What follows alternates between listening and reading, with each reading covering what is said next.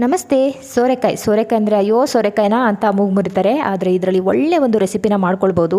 ನಾನು ದೋಸೆ ಜೊತೆಗೆ ಮಾಡ್ತಾಯಿದ್ದೀನಿ. ಸಣ್ಣದಾಗಿ ಹೆಚ್ಚಿಟ್ಕೊಳ್ಳಿ. ಇದರಲ್ಲಿರುವಂಥ ತಿರುಳನ್ನೆಲ್ಲ ತೆಗೆದಿಟ್ಕೊಳ್ಳಿ. ಇದಕ್ಕೆ ಒಂದು 2 ಸ್ಪೂನ್ ಅಷ್ಟು ಕಡಲೆ ಬೀಜನ ಹುರಿದು ಇಟ್ಕೊಳ್ಬೇಕಾಗುತ್ತೆ. ತುಂಬ ಚೆನ್ನಾಗಿರುತ್ತೆ. ಇನ್ಮೇಲೆ ಸೋರೆಕಾಯಿ ಅಂದ ತಕ್ಷಣ ನಿಮ್ಮ ಒಂದು ಫೇವ್ರೆಟ್ ಡಿಶ್ ಆಗಿ ತೊಗೊಳ್ಬೋದು ನೀವು. ಅಷ್ಟು ಚೆನ್ನಾಗಿ ರುಚಿಯಾಗಿ ಆಗುತ್ತೆ.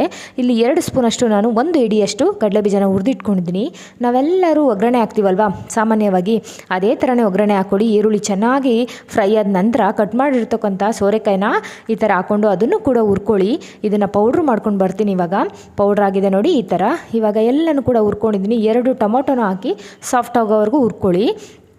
ನಂತರ ಕಡಲೆ ಬೀಜನ ಪುಡಿ ಮಾಡಿರ್ತಕ್ಕಂಥದ್ದನ್ನು ಹಾಕ್ಕೊಳ್ಳಿ.